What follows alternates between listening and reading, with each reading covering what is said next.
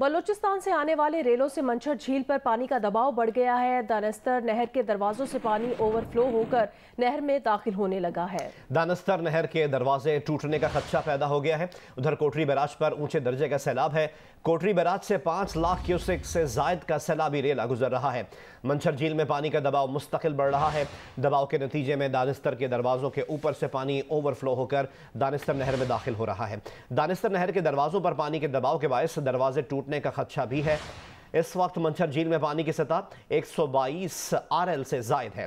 दानस्तर gate की लंबाई लोहे के नस्ब शुदा चादर के साथ 22 फीट है। झील की सतह 22 फीट से जायद होने के बायस पानी गेट के ऊपर से ओवरफ्लो हो रहा है। दादू की तहसील खैरपुर नाथन शाह के मुख्तलिफ देहातों में पानी दाखिल हो गया है, जिसके बाद सैलाब मुतासरीन परेशान हैं। मेहड़ में धामरा नहर में गांव मिर्जा के करीब 40 फीट चौड़ा शिगाफ पड़ गया। रेला मेहड़ की तरफ बढ़ने लगा। रिंग बंद पर पानी का दबाव शदीद है। जोही शहर को बचाने के लिए रिंग बंद की मजबूती में खवातीन और बच्चियां भी मैदान में आ गईं। शहदाद कोट शहर को बचाने के लिए बंद बांध दिया गया है। सैलाब के बायस तहसील 12 को खाली करने की हिदायत जारी की गई है। महकमा आबपाशी के मुताबिक कोटरी बैराज के तमाम पुश्ते महफूज हैं और अमला अलर्ट है। सैलाबी रेला 5.5 और 6 लाख क्यूसेक के दरमियान होगा। साल 2010 में कोटरी बैराज से 9,64,000 क्यूसेक का रेला गुजर चुका है।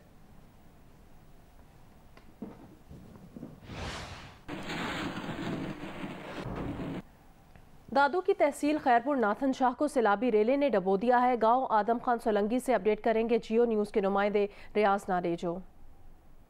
जी अभी मैं खैरपुर नाथन शाह के सलाहदा शहर के पसगिरदाई में मौजूद हूँ। मुझसे कुछ ही फासले पर शहर मौजूद है। शहर से मुलाका मुख्तलिफ देहात हैं जो मुकम्मल डूब चुके हैं। मेरे कैमरा मैन आपको मंजर दिखाएगा कि कैसे लोग कसम परसी हालत में इस गाँव में मौजूद हैं। चारपाइयों पे बैठे हैं, यहाँ ना बिजली है, यहाँ ना पर मोबाइल नेटवर्क काम कर रहा है। और जिस तरीके से बच्चे, खवातीन, बूढ़े, ज़ईफ़ हज़रात मुश्किल का शिकार हैं। सिर्फ इनके पास मेरे ख्याल में इस जगह पे हर तरफ पानी पानी है। सिर्फ 500 फुट की जगह है जो बच गई है, जिस पे ये लोग बैठे हुए हैं सब मुतासिरीन। और बहुत सारे मुतासिरीन छतों पे बैठे हुए हैं जो छतों पर पनाह लिए हुए हैं। ये अपना घर बार छोड़ने के लिए इसलिए नहीं छोड़ रहे कि ये इनका कहना है कि सड़कों पे हमारे बाल बच्चे, हम इज्जतदार लोग हैं, वो हम कहाँ रसवाई होगी और ना हमें खेमे मिले हैं। कोटरी बैराज पर इस वक्त ऊंचे दर्जे की सैलाबी सूरत हाल है। हमें रिपोर्ट करेंगे नुमाइंदा जियो न्यूज़ काजी शकील। देखिए, इस वक्त कोटरी बैराज पर ऊंचे दर्जे की सैलाबी सूरत हाल है। इस वक्त एक बड़ा सैलाबी रेला कोटरी बैराज से गुजर रहा है। कोटरी बैराज पर इस वक्त अप स्ट्रीम में जो पानी की सूरत हाल है वो 5,14,000 क्यूसिक पानी की आमद है, जबकि कोटरी बैराज से डाउन स्ट्रीम में पानी का खराज 5,04,000 क्यूसिक है।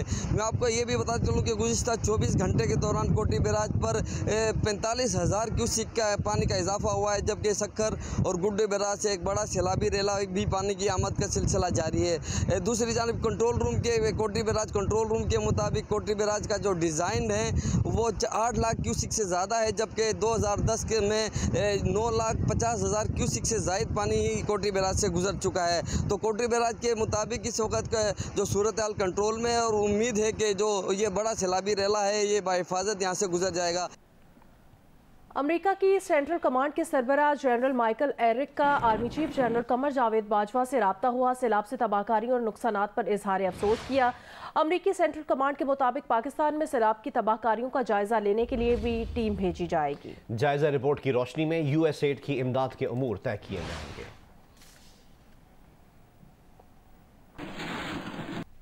पाकिस्तान क्रिकेट टीम के कैप्टन बाबर आजम का कहना है कि स्लो विकेट पर बैटर्स ने बेहतरीन खेल पेश किया।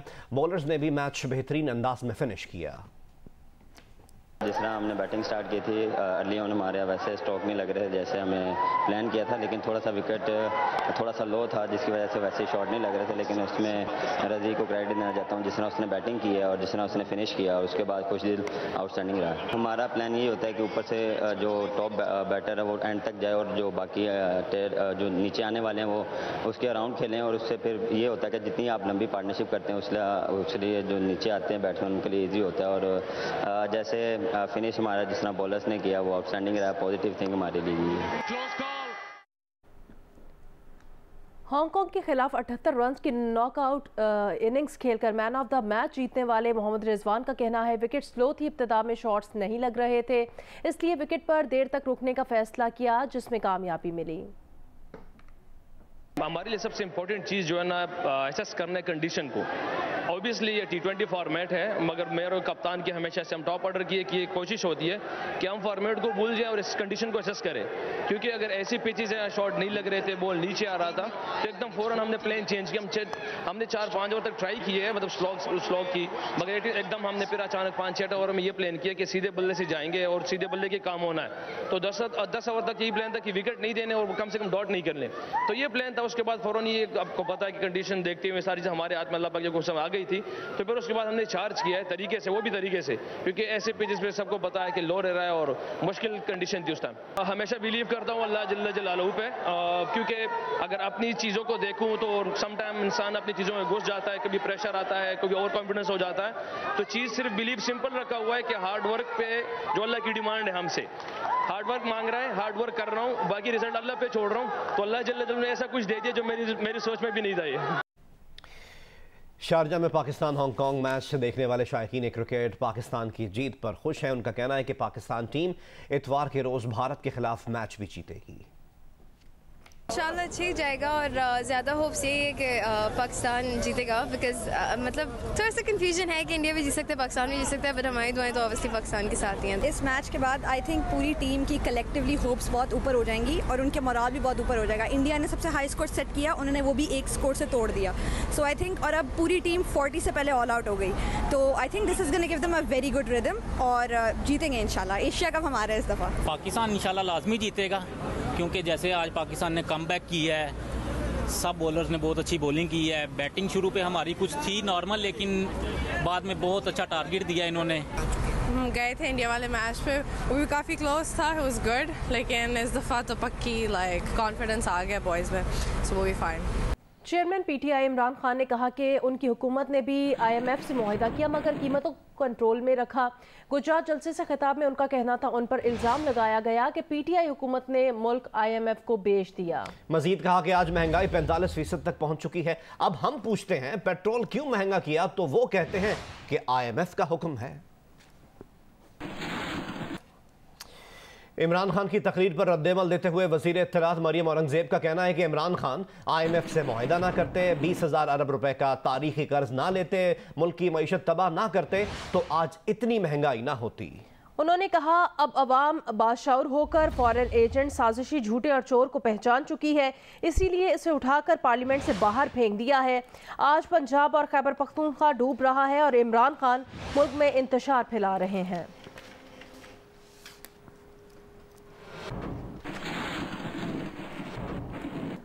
वज़ीर ख़ारिजा बिलावल भुट्टो ने कहा कि मुल्क का 1/3 हिस्सा पानी में डूबा हुआ है, 3.5 करोड़ लोग मुतासिर हैं, मगर इमरान खान खैबर पख्तूनख्वा और पंजाब में कॉन्सर्ट कर रहे हैं।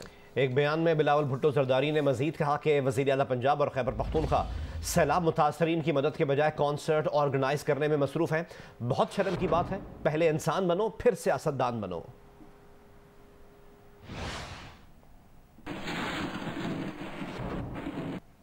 चारसदा में दरियाए स्वात के किनारे आबाद एक ही खानदान के 14 घर सैलाब की नज़र हो गए।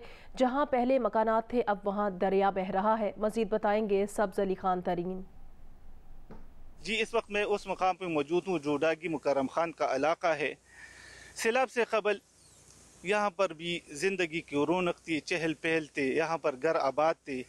25 अगस्त को जब इतला मिली कि सैलाब आने वाला है, तो यहाँ 14 घरों में रहाइश पजीर जो रिहाइशी थी वो महफूज मुकामात पर मुंतकिल हो गई। लेकिन जब सैलाब के बाद वापस आए तो यहाँ पर इनके घरों का नामो निशान भी नहीं था। उनके घर सैलाब के बेरहम मौजों में बह गए थे। 6 दिन गुजर के सैलाब जो गया, 6 दिन गुजर के अल्लाह को मालूम है हम लोगों ने कैसे गुजारा। अल्लाह को मालूम है भी हमारा ज़िंदगी कैसी गुजरते है, वो अल्लाह जानते हैं। जी, जिस तरह आपने सुना, इनके तमाम घर सैलाब की नज़र हो चुके हैं और ये कहते हैं कि अगर हम घर बनाना चाहें भी तो प्लाट कहाँ से लाए, आगे क्या होता है अल्लाह बेहतर जानता है। जी, नौशर और फिरोज से खबर शामिल करते हैं, जहाँ पर ईदन में सैलाब मुतासरीन ने कब्रिस्तान में पनाह ले रखी है। मुतासरीन की सूरत हाल के मुतालिक हमें रिपोर्ट करेंगे नुमाइंदा जियो न्यूज़ गुलाम हैदर आकाश।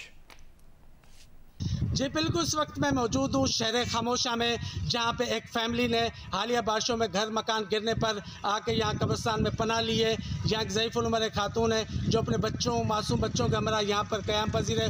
उसका कहना है कि बारिशों के दौरान उसका घर गिर चुका है और अब हम कब्रिस्तान में पनाह लिए हुए हैं। उनका कहना है कि कई रोज़ गुजर चुके हैं, ना कोई इमदाद मिली, ना कोई हुकूमत की तरफ से कोई अद्वियात मिल रही है, ना कोई और रिलीफ दिया गया है। इस वजह से वो अब तक बेयारो मददगार इस कब्रिस्तान में क़याम पज़ीर है और ख़ुद को यहाँ महफूज तस्वर कर रही है। उन्होंने हुकूमत से मुतालबा किया कि उनको घर बना कर दिया जाए और उनको राशन और दीगर अद्वियात दी जाएँ ताकि वो इस उम्र में अपनी ज़िंदगी गुजार सकें। जी, सैलाब ज़दा इलाकों में खुराक का बहरान पैदा हो गया। फलाही इदारों ने मुतनब्बे कर दिया। अल खिदमत फाउंडेशन के सदर अब्दुल शकूर ने कहा कि PDMA और NDMA की तैयारी पूरी नहीं थी। NGOs ने इस खला को पुर किया। जियो न्यूज़ के प्रोग्राम आज शाहज़ेब खानज़ादा के साथ में बात करते हुए JDC के ज़फ़र अब्बास ने कहा, रोज़ाना खुराक के 100-150 ट्रक भेजने से काम नहीं बनेगा। रोज़ाना 5000 ट्रक खुराक भेजनी चाहिए। फैसल ईदी ने कहा कि सैलाब ज़दगान के लिए फूड सिक्योरिटी का मसला शुरू हो चुका है। सिंध में लाखों टन गंदम खराब हो चुकी। जो आलमी इमदाद आए उसका बड़ा हिस्सा खुराक की खरीदारी पर खर्च करना चाहिए। अगरचे ये तबाही बहुत बड़े पैमाने पे हुई, लेकिन ये एक्सक्यूज़ इस बात का नहीं है कि NDMA और PDMA जो है उनकी तैयारी ना हो। ये बदकिस्मती है कि उनके यहाँ की बहुत सारी चीज़ें लैक करती थीं और उन्हें अंदाज़ा नहीं था कि नॉर्मल हालात में भी जो तैयारी उनकी होनी चाहिए वो मौजूद होती। अल्लाह का शुक्र है NGOs ने इस गैप को बड़ी हद तक पूरा किया। उसमें अल खिदमत के तकरीबन 3500 ट्रेंड वर्कर हैं, तो हमने रेस्क्यू में जो काम किया उसकी कौम ने बहुत कदर भी की। आज ट्रांसपोर्ट वालों ने मीटिंग की है। मुझे आज 500 ट्रक रेडी फूड रवाना करना था। आप यकीन जाने बड़े बड़े ट्रांसपोर्टर्स जो वजीरों के बेटे हैं, मिनिस्टरों के, कंपनियों के मालिकान, उन्होंने ये बोला हमारे ट्रक अवेलेबल नहीं है। जो गए सिंध पंजाब फंसे में वापस नहीं आ पा रहे। ये जो हम 100-100, 150-150 ट्रक रोजाना निकाल रहे हैं, इससे कुछ नहीं होगा। अगर रोजाना 5000 ट्रक रेडी फूड रवाना होगा तो शायद 10 दिन बाद हम ये कह सकें कि हमने लोगों के पास 5-5 दिन का खाना पहली इमदाद पहुंचा दी है। कहाँ है पहली इमदाद लोगों के पास? लोग खुले आसमानों के नीचे पड़े हुए। मुझे नहीं लगता कि हम सब मिल के भी, हुकूमत पाकिस्तान और इंडियन इंटरनेशनल एड भी आएगी तब भी हम पूरी मदद नहीं कर पाएंगे।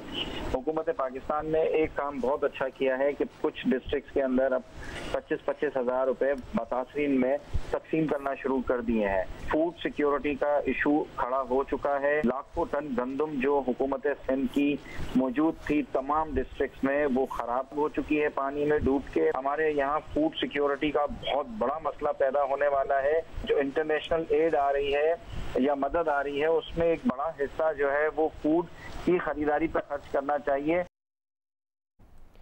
बलोचिस्तान में सैलाब से तबाह होने वाले बिजली के टावर, सुई गैस पाइपलाइंस और सड़कों की मरम्मत का काम एक हफ्ता गुजरने के बावजूद ताहाल मुकम्मल ना किया जा सका।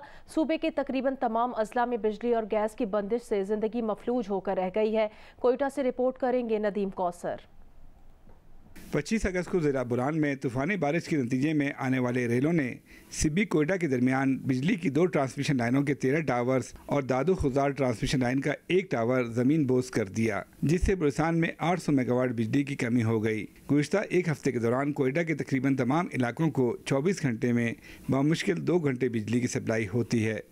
हमारे जो है टोटल कोई 27 ग्रेड बंद हैं इस टाइम, तो हमें जो है ना तकरीबन 700-800 मेगावाट का शॉर्टफॉल है इस टाइम। और हम अब इस टाइम जो है ना सिर्फ DG खान लोरालाई से जो है ना हमारा एक 2 सर्किट है 220 kV के, वहाँ से हम जो है ना फीड कर रहे हैं। ज़िला बुरान में मुतासरा कोयटा सिब्बी शारा की मरम्मत एक हफ्ते बाद भी मुकम्मल ना हो सकी है। कुछ ऐसी ही सूरत-ए-हाल सुई गैस पाइपलाइनों की भी है। कोयटा आने वाली 2 पाइपलाइनों की मरम्मत का काम पिछले 7 रोज से जारी है। सूबाई हुकाम का दावा है कि 3 सितंबर तक कोयटा के लिए सुई गैस बिजली की फराहमी और कोयटा सिब्बी कौमी शारा जुज़वी तौर पर बहाल हो जाएगी। SSGCL के तमाम मशीनरी और लोग वहाँ पे वॉर फुटिंग पे काम कर रहे हैं और मेरी सुबह उनसे बात हुई है। उन्होंने एश्योरेंस दी है कि 3 सितंबर तक यानी 3 सितंबर तक ये जो है वो सप्लाई बहाल हो जाएगी। ज़िला बुरहान में हिरक के मकाम पर सैलाबी रेलों के बायस गिरे रेलवे पुल की मरम्मत न होने की वजह से कोयटा से अंदरूनी मुल्क के लिए रेल का पहिया रुक कर रह गया है। अवामी हलकों का कहना है कि एक हफ्ता गुजरने के बावजूद बिजली, सुई गैस, कौमी शाहरा और ट्रेन सर्विस का बहाल न होना इन महकमों की कारकर्दगी पर सवालिया निशान है। कैमरामैन एहसन रसूल के साथ नदीम कौसर, जियो न्यूज़, कोयटा। अब बात करते हैं ग्लोबल T20 सीरीज़ की, जिसमें लाहौर कलंदर्स ने PDP क्लास ने नामीबिया ईगल्स को 6 विकेट से हरा दिया। दिलबर हुसैन ने 3 खिलाड़ियों को आउट किया। लाहौर कलंदर्स ने 137 रन का 5 गेंदों कबल हासिल कर, जो टारगेट था ये 5 गेंदों कबल हासिल कर लिया। ये मैच जियो सुपर से बराह रास्त नशर किया गया। Finger goes up. Global T20 series में नामीबिया ईगल्स ने पहले बैटिंग करते हुए 8 विकेट पर 136 रन बनाए। जेन ग्रीन 55 रन बनाकर नुमाया रहे। जे स्मिथ ने 38 रन बनाए। लाहौर कलंदर्स के दिलबर हुसैन ने 3 खिलाड़ियों को आउट किया। जलाद खान ने 2 विकेटें हासिल की। जवाब में लाहौर कलंदर्स की PDP क्लास ने हदफ 5 गेंदों कबल हासिल कर लिया। Oh, Hamza finishing it up in a style. Shane Dadswell 40 और कप्तान हमजा नजर 22 रन बनाकर नॉट आउट रहे। मैच जियो सुपर से बराह रास्त नशर किया गया।